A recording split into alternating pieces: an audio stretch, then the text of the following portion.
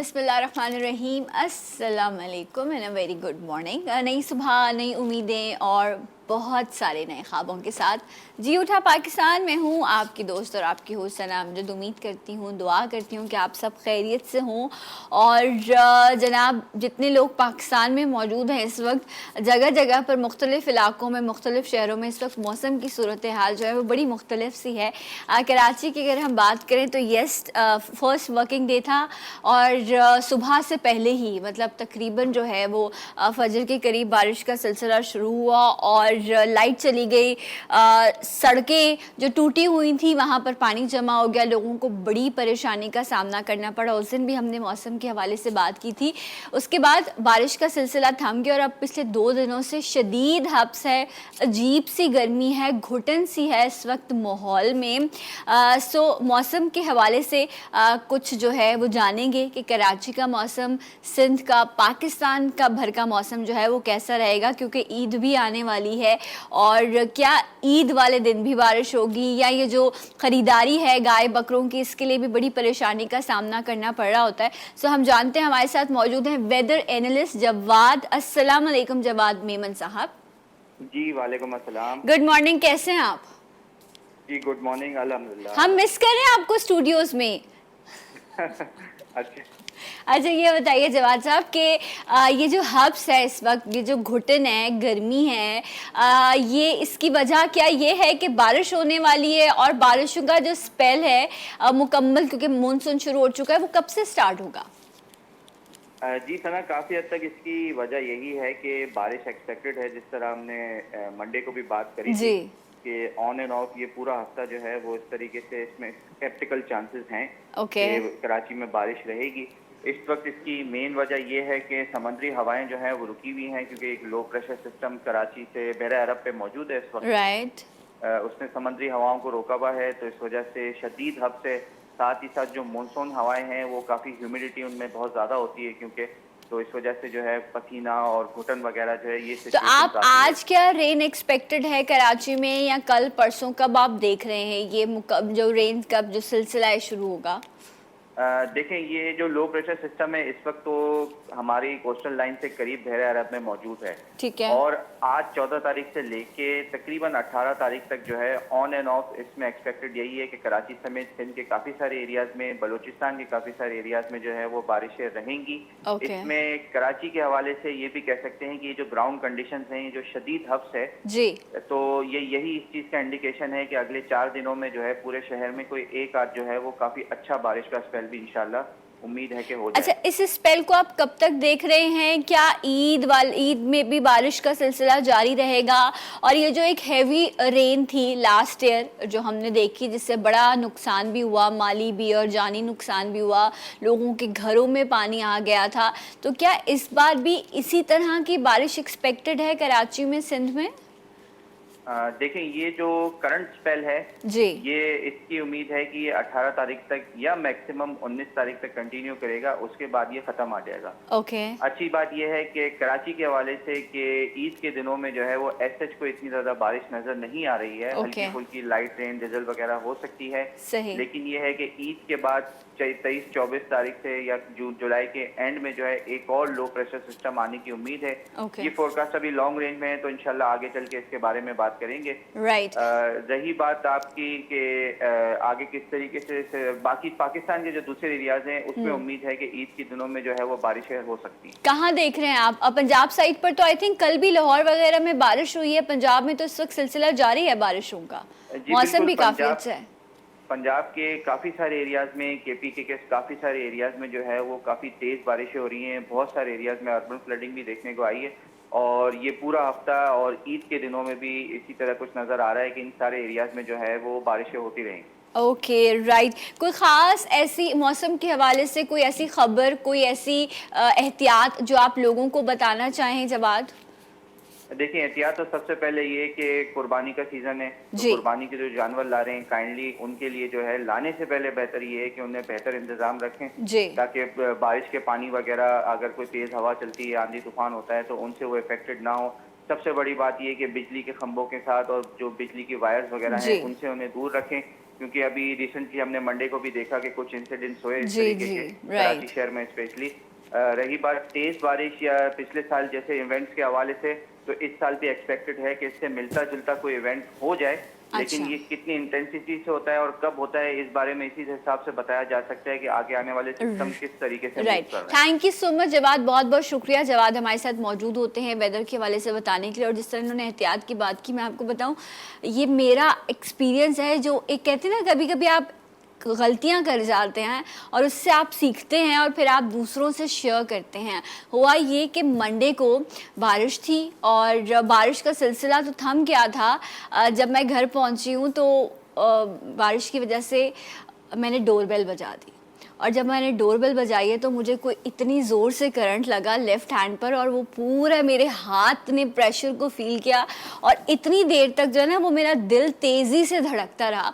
काफ़ी देर बाद जो है वो मैं नॉर्मल हुई। तो ये मैंने गलती की थी जब बारिश हो जब आपको पता है कि हर चीज़ भीग चुकी है तो आपको डोर बेल्स या इस तरह की जो चीज़ें हैं जिसमें आपको फ़ील होता है कि करंट आ सकता है उनको आपको हाथ नहीं लगाना चाहिए। ये मेरे साथ हुआ है किसी और के साथ ना हो इसलिए मैंने एक्सपीरियंस आपके साथ शेयर किया। और जब करंट लगता है ना उफ तो सच में आपको तारे नज़र आ जाते। एक ब्रेक लेते हैं ब्रेक के बाद आपको फिर ज्वाइन करेंगे जी उठा पाकिस्तान।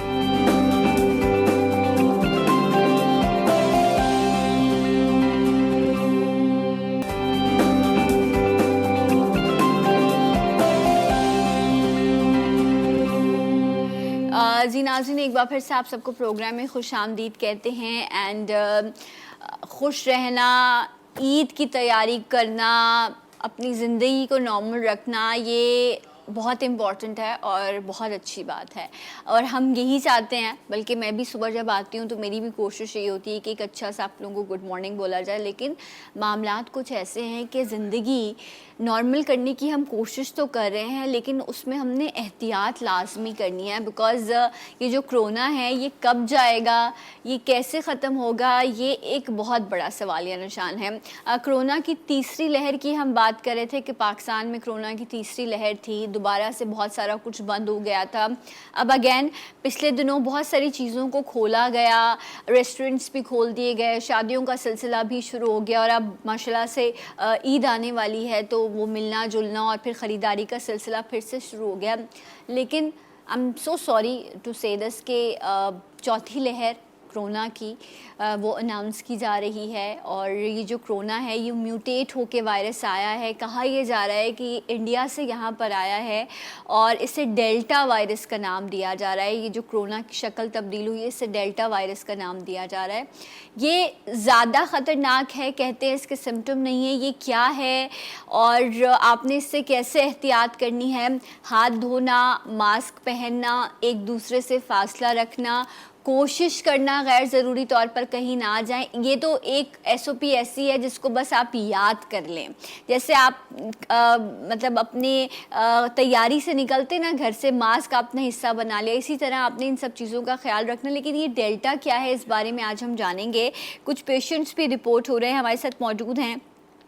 प्रिंसिपल हैं शहीद मोहतरमा बेनज़ीर भुट्टो मेडिकल कॉलेज लियारी के। इसके साथ साथ जो कोविड-19 का लियारी मेडिकल जो हॉस्पिटल है कराची में वहाँ पर जो कोविड-19 के लिए ICU बनाया गया उससे माशाल्लाह से ये हेड भी करी हैं चेयरमैन हैं उसकी प्रोफेसर डॉक्टर अंजुम रहमान। अस्सलाम वालेकुम गुड मॉर्निंग कैसी हैं आप। डॉक्टर साहब आप ठीक हैं जी अल्लाह के पहले तो सलाम आप लोगों को जिनसे लोग दूर भागते हैं उन्हीं लोगों के लिए आप लोग काम कर रहे हैं एंड मतलब जितना कहा जाए उतना कम है बिकॉज़ जिस तरह से थ्रू आउट आप लोगों ने काम किया और अभी वो ऐसी जगह जहाँ पर ऐसे पेशेंट्स मौजूद हैं वहाँ आप रेगुलरली विज़िट कर रही होती हैं।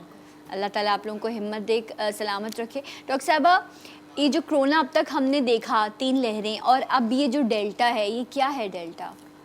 देखिए कोरोना ये वायरस है और वायरस की डिफरेंट फॉर्म्स होती हैं डिफरेंट स्ट्रेन्स होती हैं वो अपने आप को चेंज करता है और डिफरेंट स्ट्रेन होती हैं जो अलग तरह से रिएक्ट करती हैं। अब तक जो हम कोविड चल रहा था वो कोविड-19 था और उसमें जो डेल्टा वायरस है इसे सॉर्ट ऑफ हम कहें इंडियन वेरिएंट है जो इंडिया में अभी हुआ और ये वेरिएंट का या ये जो इसकी फॉर्म है या जो ये इसकी शक्ल है उसका इशू ये है कि ये इसकी जो अलामात हैं वो नॉर्मल, जो अब तक हम कोविड में आ रहे थे कि मरीज़ की स्मेल ख़त्म हो जाती है, उसको भूख ख़त्म हो जाती है, उसका सांस टेस्ट नहीं फूलने लग होती जाती है। और शुरू से ही सांस फूलने लगती है। ये इसके अलामात ये नहीं है। अच्छा, जो अब तक हमारा एक्सपीरियंस है, जो पेशेंट हमारे पास आए वो मलेरिया के सिम्टम्स के साथ आए। अच्छा, मलेरिया के सिम्टम भी थोड़े जाहिर कर दीजिएगा। मलेरिया में क्या फीलिंग आती है लोगों में? उन पेशेंट्स को बुखार था और उसके साथ शिवरिंग थी बहुत ज़्यादा। अच्छा, इसमें बुखार होता है? इसमें भी बुखार होता है, ठीक है। मगर इसके साथ कुछ लोगों को इसमें स्मेल चली जाती है, उसका टेस्ट चला जाता है और जल्दी ही सांस का फूलना या सांस कम होना या ठीक है। जिसको हम कहते हैं शॉर्टनेस ऑफ ब्रीदिंग, वो हो जाती है। राइट। पर ये पेशेंट जो थे ये टिपिकल मलेरिया जैसे प्रेजेंट हुए। इनको high grade fever with shivering था और ये समझते रहे कि जी हमें मलेरिया है। इसीलिए बाय द टाइम ये हमारे पास पहुंचे ये बहुत सारे जीपीज़ और बहुत सारे डॉक्टर के पास मलेरिया की ही ट्रीटमेंट ले रहे थे। दूसरी बड़ी इंपॉर्टेंट बात है कि जब तक हमारा वेरिएंट था जी, नहीं मैं सिर्फ ये पूछ रही हूँ, आपने जब कहा कि बहुत सारे जीपीज़ के पास से ये आए हैं, क्योंकि नॉर्मली हमारे सिस्टम यही है कि फ़ौरन हम पहले जनरल फिजिशियन के पास जाते हैं और उनको भी चाहिए कि फिर वो रेफ़र करें कि कंडीशन आपकी ऐसी है, तो क्या जीपी ने इनका कोरोना नहीं करवाया? नहीं हुआ कोरोना, कहीं भी नहीं। और फिर जब आपने कोरोना करवाया तो भी वो नेगेटिव आया। ये कितनी खौफनाक बात है। नेचुरली देखिए पूरी फैमिली का एक्सपोजर, और ये जो पहला इनका बेटा था ये कितने लोगों से मिला। ये कहाँ की फैमिली है? ये मलीर की फैमिली है। अच्छा, और वहाँ पर उस घर में जितने फैमिली मेंबर्स मौजूद हैं वो सब जब आपके पास आए हैं तो उनमें ये प्रॉब्लम थी या एक पेशेंट आया? नहीं, पहले एक पेशेंट आया, हमने उसको एडमिट किया, फिर मैंने कॉन्टैक्ट ट्रेसिंग की, मतलब घर में मैंने उनसे पूछा, घर वालों को बुलाया, जब उनके टेस्ट किए तो इनिशियली उन सबके टेस्ट नेगेटिव थे। अच्छा, सबका कोरोना नेगेटिव है? सबका नेगेटिव, लेकिन तबीयत सबकी ख़राब है। हाँ, फिर उसके बाद तबीयत इनके ख़राब होने लगी, फिर इनका सेकंड टेस्ट भी 2 या 3 दिन बाद वो फिर नेगेटिव था। ओके। मगर क्योंकि उनको फीवर और सिम्टम्स थे तो मैंने उनको एडमिट किया। बाय द टाइम ये वाला जो लड़का था पहला वाला, उसका फिर पॉजिटिव आया। ना सिर्फ पॉजिटिव आया, उसका टाइटर बहुत रेज था, बहुत ज़्यादा रेज। ओके। और फिर वो सडनली उसको सीवियर शॉर्ट ऑफ ब्रेथनेस हुई। पेशेंट बिल्कुल ठीक था, फीवर के साथ शिवरिंग थी, ना टेस्ट गया ना कोई चीज़ गई। बट हमने treatment line of management, because मैं हाईली सस्पेक्ट कर रही थी कि ये पेशेंट कोविड ही है, और हमने बहुत सारे पेशेंट को रिव्यू किया और देखा कि जी उनके सिम्टम्स अलग तरह प्रेजेंट करते हैं। तो I don't know, I was feeling कि अच्छा, मतलब टेस्ट नेगेटिव आ रहा था लेकिन आपको ये था कि नहीं ये कोरोना ही हो सकता है, तो आपने कहा कि और ज़्यादा ना बढ़े, लोगों को ज़्यादा ट्रांसमिट ना हो, तो आप एडमिट करती गई उन लोगों को। नेगेटिव था लेकिन आप क्योंकि एक अपनी आपकी एक्सपीरियंस है आइसोलेशन, तो आपने उनको कोरोना की तरह ट्रीट किया। जी बिल्कुल, कोरोना की तरह ट्रीट किया। सही। बाय द टाइम ये जो सब एक पहला पेशेंट आया, उसका टेस्ट भी पॉजिटिव आया, फिर उसकी जेनेटिक टेस्टिंग भी पॉजिटिव आई। देन वी विल स्टार्ट के जी अब सारी फैमिली का करना शुरू किया, और इन सब का शुरू का नेगेटिव था, मगर जैसे इनके उसके बाद इनका भी पॉजिटिव आया और फिर जेनेटिक टेस्टिंग सबके पॉजिटिव आएगी, they are all delta variant. अच्छा, और इसमें आपने कहा कि नॉर्मली वैसे तो जब हम कोरोना की बात कर रहे थे पिछले दिनों कहा जा रहा था कि 3-4% पर आ गए हैं हम, लेकिन अब अगेन आई थिंक हम 13-14% इस वक्त मौजूद है। इतना रेस हो चुका है ये। और अभी जो डॉक्टर साहबा बात कर रही हैं, मैं इस चीज़ को दोबारा आप लोगों के सामने रखना चाहूँगी कि ये इंडिया में जो कंडीशन हुई है ये वैसा ही वायरस है जो पाकिस्तान में आया है। तो डॉक्टर साहबा, इंडिया में तो हमने देखा था कि लोगों को रक्षों में, सड़कों पे, कुर्सियों पे बिठा के उनको ऑक्सीजन दी जा रही है। मतलब वो उनके यहाँ जो सिस्टम है मैयत को दफनाने का या मैयत को जलाने का, वो तक नहीं हो पा रहा था। इतना ज़्यादा लोगों में जो है वो हलाकतों का नंबर बढ़ गया था। तो आप कह रही हैं वही वाला ये वेरिएंट है जो इस वक्त पाकिस्तान में आ गया है? जी, ये वही वाला वेरिएंट है, इनको ये वही वाला वेरिएंट पॉजिटिव है, पर अल्लाह का बड़ा करम है। लकली एक तो ये डायग्नोज जल्दी हुए, हमने शुरू से ही इनकी ट्रीटमेंट स्टार्ट की। सही। और ये सब रिकवर कर गए। जो सबसे छोटा इनका बच्चा था वो इनके साथ जो था वो 10 साल का था। राइट। वो भी रिकवर कर गए, they are fastly recovering. Right. So doctor Anjum तो हमारे साथ मौजूद हैं और इस वक्त जो है वो हमें डॉक्टर साहबा ने ज्वाइन किया है। ये प्रोफेसर हैं शहीद मोहतरमा बेनज़ीर भुट्टो मेडिकल कॉलेज लारी की। इसके साथ साथ फोकल पर्सन भी हैं जो कोविड-19 का जो वार्ड है जिसको डॉक्टर साहबा हेड कर रही होती है, ये उसकी फोकल पर्सन है। इसके अलावा हमने बहुत सारे और भी शोज़ किए जिसमें आप डॉक्टर सहर को देखते रहते हैं। अस्सलाम वालेकुम, गुड मॉर्निंग, कैसी हैं आप? खैरियत से हैं? आप आज पिंकी हैं। हाँ जी। अच्छा, सो डॉक्टर साहब अभी हम बात कर रहे थे, मैं तो बड़ी ही डर गई हूँ, घबरा गई हूँ। मैं ख़ुद बाहर आती जाती हूँ तो मैं घर जाती हूँ तो मैं कोशिश करती हूँ कि अम्मा से दूर रहूं और ये सारी एहतियात। लेकिन आप लोगों को, जिस तरह मैं भी डॉक्टर साहब को भी कही थी कि जी सल्यूट है, तो जी आपको भी सल्यूट है कि ऐसे लोग, ऐसे पेशेंट जो मतलब पता है कि ये कोरोना के हैं लेकिन आप लोग उनके साथ होते हैं और फिर अपनी रूटीन को भी आप लोग लेकर चल रहे होते हैं। ये जिस वक्त हम डेल्टा वायरस की बात कर रहे हैं, डर मुझे अब इस चीज़ से इसलिए लग रहा है क्योंकि हमने बिल्कुल छोड़ दिया है। अब आपको शादो नाज़र अगर आप बाहर चले जाएं सड़क पर तो आपको कोई शख्स मास्क में नज़र आता है, वरना अब लोग मास्क नहीं पहन रहे। सोशल डिस्टेंसिंग लोग भूल चुके हैं। और जो इंडिया के हमने विजुअल्स देखे थे या वीडियोस देखे थे, तो ये तो वही वायरस पाकिस्तान में है। तो अब क्या होने जा रहा है पाकिस्तान में कोरोना के हवाले से? देखिए सना, ये तो प्रिडिक्टेबल था। इंडिया और Pakistan are very near to each other. Yes. तो जिस तरह इंडिया का वायरस नेपाल में और दूसरे इंडोनेशिया में फैला, तो ये हम एक्सपेक्ट कर रहे थे कि पाकिस्तान में भी इसके स्ट्रेन पॉजिटिव आएंगे। एक अच्छी बात गवर्नमेंट ने ये की कि उन्होंने वैक्सीनेशन के लिए बहुत स्ट्रॉन्ग अपना स्टैंड लिया कि वैक्सीनेशन करानी है, और फिर उसके लिए डिफरेंट तरीके भी ढूंढे उन्होंने कि सैलरी बंद हो जाएगी, एंट्री नहीं होगी, और बहुत से और हीले बहाने ढूंढे कि अवाम वैक्सीनेशन करा ले। तो आई अवाम वैक्सीनेशन के लिए आई। तो एक पॉजिटिव साइन ये था कि हम इंडिया से मेरे ख्याल में ज़्यादा वैक्सीनेटेड हैं एज़ कम्पेयर टू। सेकेंडली, ये जो आपने कहा सोशल डिस्टेंसिंग और मास्क के बारे में बिल्कुल बेपरवाह हो गए, ये तो किया है लोगों ने। अब तो लोग इतने वो हो गए तो कहते हैं कुछ नहीं है, बस हो गया, कोरोना खत्म हो गया। तो अब ये जो हम अलार्म कर रहे हैं इंडिया वायरस के बारे में या डेल्टा वायरस के बारे में, उसका रीज़न ही यही है कि अब ये वायरस आपके पास आ गया है, केस डिटेक्ट हो रहे हैं, और बहुत से ऐसे केसेस हैं जो डिटेक्ट नहीं किए मगर स्टिल आपके इर्द गिर्द मौजूद हैं। तो अब आपने प्रिकॉशंस लेनी है, एक्स्ट्रा प्रिकॉशंस होना है। राइट, तो प्रिकॉशंस इम्पॉर्टेंट है। एंड अभी डॉक्टर साहबा कह रही थी कि इसमें टेस्ट भी नेगेटिव होता है लेकिन आपके अंदर कोरोना मौजूद होता है। ये बहुत ही ख़तरनाक सी चीज़ है। सांस फूल रही है, हल्का सा भी जिस्म बुखार महसूस हो रहा है, ज़रूर जाइए डॉक्टर के पास। और मैं इस वक्त ये भी दुआ करूँगी अल्लाह ताला आप लोगों को अच्छे डॉक्टरों से मिलाए जो ये उस चीज़ को अच्छे से सस्पेक्ट भी कर सकें, आया और दवाएं खाकर आपके मर्ज़ को और बिगाड़े ना। और बहुत अच्छे डॉक्टर्स हैं, अगेन हम सलाम पेश करते हैं इनकी खदमात पर। एक मैं ब्रेक ले रही हूँ, जब हम ब्रेक से वापस आएँगे तो कुछ मज़ीद बात करेंगे और आपकी कॉल्स भी मैं शामिल करूँगी। देखते रहिए जी उठा पाकिस्तान।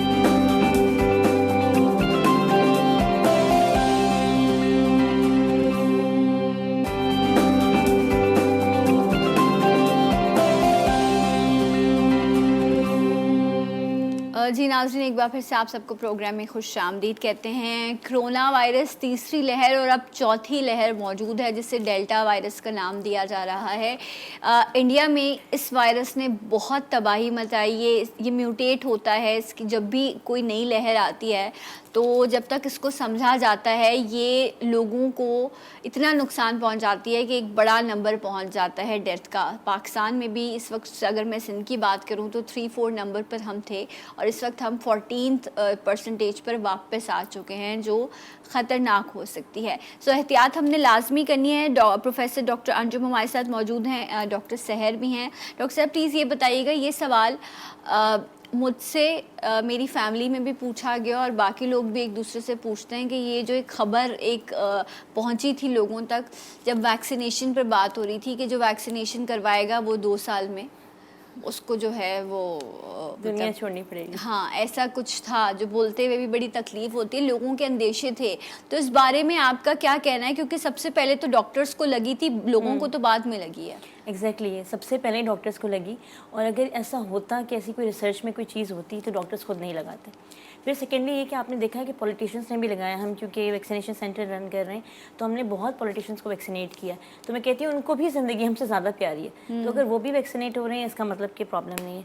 प्रॉब्लम ये थी कि एक ये थोड़ा सा पॉलिटिकल इशू भी है। कुछ लोगों को देखें, अगर आपकी पॉपुलेशन वैक्सीनेटेड है, जैसे डॉक्टर अंजुम ने भी बताया कि जो डेल्टा वायरस के पेशेंट हमारे पास आए थे बिकॉज दे वर वैक्सीनेटेड, तो उनका मतलब क्योंकि डेल्टा वायरस बहुत डेंजरस है मगर हमें रिस्पांस बहुत अच्छा मिला, पेशेंट वो इम्प्रूव हो रहे हैं। तो एक प्लस पॉइंट है कि अगर वैक्सीनेशन के बाद आपको कोरोना होगा तो आपके बच जाने के चांसेस ज़्यादा हैं या माइल्ड सिम्टम होंगे। तो इस तरह से एक बेहतर चीज़ है। ये जो चीज़ें जो एक मिस कॉन्सेप्ट लोगों को फैलाए जा रहे हैं, हम देखें सिर्फ एक यही नहीं है, मीडिया पे आपको रोजाना कोई नई चीज़ मिलेगी सोशल मीडिया पे कि मैग्नेट चिपक जाता है या मर जाएंगे, कोई चिप है जो आपके अंदर डाल दी गई है। वैक्सीन सिर्फ आपकी इम्यूनिटी बढ़ा रही है, इसका मकसद ये है कि आपको इन्फेक्शन ना हो, और अगर हो जाए तो इन्फेक्शन आपको इफेक्ट ज़्यादा ना करे। तो ये सिंपल ऐसी कोई चीज़ में है सही, नहीं लेकिन इस हवाले से गवर्नमेंट ने बड़ा अच्छा काम किया। एक कॉलर भी हैं, उसके बाद फिर मैं डॉक्टर साहबा से ये भी पूछूंगी कि कोरोना आपको अल्लाह ना करे हो सकता है, लेकिन वैक्सीन लगाने से वो जो शील्ड बनती है वो आपको कैसे हेल्प करती है। कॉलर अस्सलाम वालेकुम, गुड मॉर्निंग। वालेकुम अस्सलाम, मॉर्निंग। कैसे हो बेटा? मैं ठीक हूँ, आप कैसे हैं? जी अल्हम्दुलिल्लाह, मैं आपके सभी शोज रेगुलर देखता हूँ। बहुत शुक्रिया, बहुत अच्छा मैसेज दे रहे हैं आप।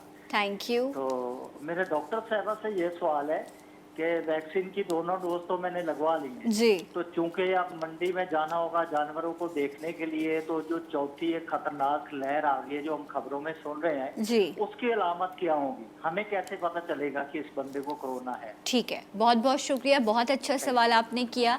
अच्छा डॉक्टर साहबा, इनके सवाल के साथ एक और भी बात ले लीजिए। कुछ लोगों ने एक डोज लगवाई है, सेकेंड डोज के लिए नहीं गए वो, ठीक है। और जिस तरह इन्होंने कहा कि क्या सिम्टम जाहिर होते हैं, क्योंकि इतने सारे लोग हैं, अगर कोई कोरोना का या डेल्टा का पेशेंट है तो कोई सिम्टम है जो हम जज कर सकें कि ये पेशेंट है कोरोना का?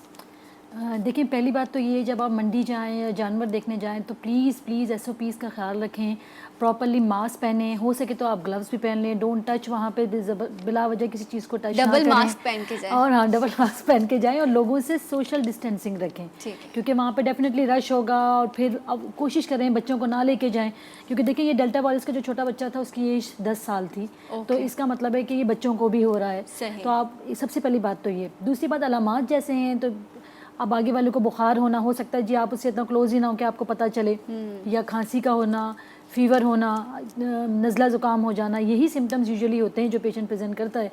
मगर मैं नहीं समझती, जब आप बाज़ार में खड़े होंगे तो आपको उसको हाथ लगा के बुखार देख रहे होंगे, हो सकता है कि खांसी इतनी ज़्यादा हो रही हो या दूसरा फ्लू हो रहा हो, तो ये उससे थोड़ा पता चले। तो बेहतर है कि हम उसके सिम्टम्स पे जाएं, हम खुद अपना SOP करें, मास्क पहने, एहतियात करें, अपने जेब में एक छोटा सा सैनिटाइज़र रख लें कि अगर आप किसी को टच कर लेते हैं या तो फिर उसी वक्त हाथ को सैनिटाइज़ कर लें, और जितना दूर डिस्टेंस पे रहें वो ज़्यादा बेहतर है। राइट। और कहते हैं कि जो शूज़ आप पहन के बाहर जाते हो वो भी आप घर कोशिश करें कि आप अपने घर में उसको ना लेके जाएं, आप बाहर उसको उतार दें।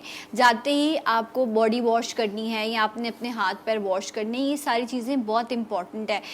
बकरा या काऊ थोड़ी सी महंगी ले ले, लेकिन बार बार ये जो हर वीकेंड मंडी जाने का शौक़ है ना, इंटरटेनमेंट, ये इस बार थोड़ी कम कीजिए। सब बच्चे पूरा ख़ानदान मिलकर मंडी जा रहे हैं। अच्छा, लेनी हमने ईद से पहले है, लेकिन जाना हमने हर वीकेंड है। तो ये वाली जो चीज़ है ना, ये भी बड़ी इंपॉर्टेंट है कि इस तरह की चीज़ें हमने अभी नहीं करनी। सुन्नत इब्राहीमी है, इंशाअल्लाह अल्लाह ताला हम सबको तौफीक दे, हमने ज़रूर पूरी करनी है, अदा करनी है सुन्नत, लेकिन एहतियात भी लाजमी करनी है। ख़ास तौर पर बच्चों को तो बिल्कुल आप लेकर मत जाइए।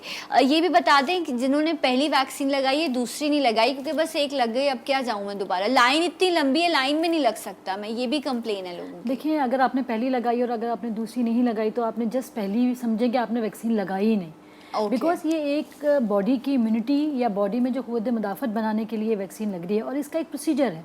आपने सेकंड डोज लेंगे तो आप में उतनी एंटीबॉडी बनेगी या उतने उसको जरासीम को मारने के लिए उतने आपकी क़ुव्वत मुदाफ़त बिल्डअप होगी।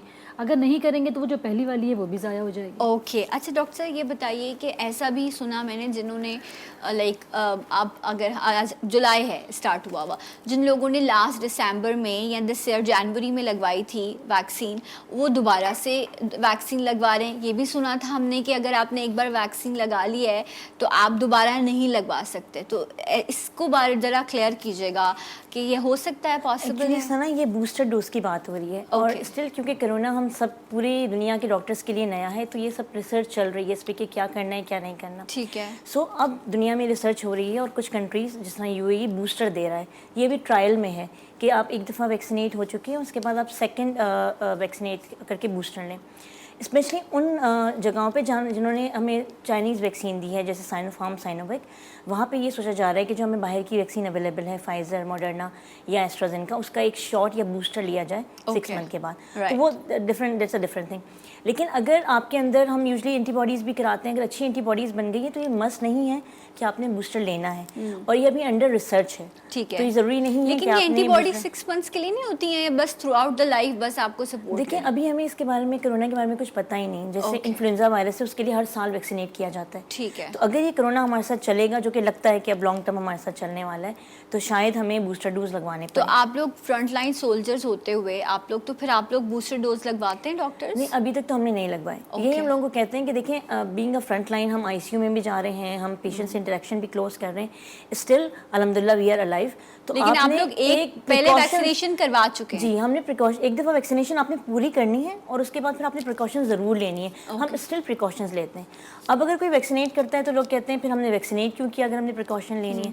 तो दिस इज 2 डिफरेंट थिंग। तो जो लोग बच रहे हैं वो इसीलिए कि वो स्टिल प्रिकॉशंस ले रहे हैं। सही, क्योंकि ये जानलेवा भी हो सकता है, ये बहुत ज़्यादा आपको नुकसान पहुंचा सकता है। लेकिन अगर आपने वैक्सीनेशन कराई होगी तो जो उसकी शिद्दत होगी, जो ये आपको नुकसान पहुंचाएगा, उसमें कमी आएगी, वैसे नुकसान नहीं होगा आपको। जिस तरह ये भी कही थी, जो डेल्टा से प्रेजेंट हुए उनको ऑलरेडी वैक्सीनेशन हो गई थी, जिसकी वजह से अब अल्हम्दुलिल्लाह वो रिकवरी की तरफ हैं। ये मुझे बताइएगा डॉक्टर साहब, क्योंकि लास्ट मिनट्स हैं, क्या बच्चों को भी वैक्सीनेशन शुरू हो गई है? जी, अभी 18 साल से कम बच्चों की तो वैक्सीनेशन अभी शुरू नहीं हुई। कुछ मुल्कों में अभी ट्रायल चल रही है। जैसे अमेरिका के कुछ सिटीज़ में ये लोग करना शुरू हुए हैं, बट स्टिल अभी हमारे पास लो 18 ईयर्स की वैक्सीनेशन स्टार्ट नहीं है। राइट। अच्छा, ये मुझे बताइएगा कि क्योंकि ओल्ड एज जो लोग हैं, ओल्ड एज सिटीजन, उनको ज़्यादा, बिकॉज वो ऑलरेडी बहुत सारी मल्टीपल डिजीज़ का शिकार होते हैं, फिर हम बच्चों की बात करते हैं कि उनकी इम्यूनिटी ज़्यादा कॉम्प्रोमाइज़ होती है। सो कोई ऐसी ख़ास चीज़ जो आप लोग सजेस्ट कर रहे होते हैं लोगों को कि वो ये चीज़ मतलब न्यूट्रिशन के तौर पर, या कोई ऐसी चीज़ जो वो इस्तेमाल करें अपनी बॉडी में ताकि थोड़ी इम्यूनिटी डेवलप की जा सके? जी बिल्कुल, सबसे इम्पॉर्टेंट चीज़ जो मैं कहूँगी, ये विटामिन डी का बहुत इंपॉर्टेंट अच्छा रोल है, ना सिर्फ इम्यूनिटी मगर ओवरऑल बॉडी पे। ठीक है। और विटामिन डी हमारी ट्रीटमेंट का भी मैंडेटरी एक डोज है जो हम पेशेंट्स को देते हैं। ठीक है। तो विटामिन डी आप अपने रूटीन अगर विटामिन लेते हैं उसमें मत ऐड करें। इसके अलावा आपके जो सी फूड्स हैं, आप फ्रूट्स हैं, ये वो लें, आप ज़्यादा से ज़्यादा प्रोटीन लें, हेल्दी डाइट लें, और इसके साथ आप अपना विटामिन डी के सप्लीमेंट्स लें। जिंक का सप्लीमेंट इज़ वेरी गुड, ठीक है। That will protect. And again सबसे important, a proper SOP. Proper SOPs का आपने ख्याल रखना है, मास्क पहनना है, सोशल डिस्टेंसिंग रखनी है, हाथों को बार बार साफ़ करना है। और अगर कोई बार बार कर रहा होता है तो कहते हैं कि देखो इसको तो पता नहीं क्या हो गया, इसको तो दिमाग पे कोरोना सवार हो गया। कर लें अपने दिमागों पर कोरोना को सवार, क्योंकि ये यकीनन हमारी ज़िंदगियों पर इस वक्त सवार हो चुका है। लेकिन हमने इंशाल्लाह पहले भी इसका मुकाबला किया है, अभी भी हम मुकाबला करेंगे। अल्लाह ताला हम सबको बीमारियों से और वबाओं से महफूज रखे। मैं मिलूँगी आपसे कल। बहुत बहुत शुक्रिया डॉक्टर साहब, आपका भी बहुत शुक्रिया। अपना बहुत ख्याल रखिएगा। जाते जाते एक आवाज़ और एक नारा, पाकिस्तान जिंदाबाद।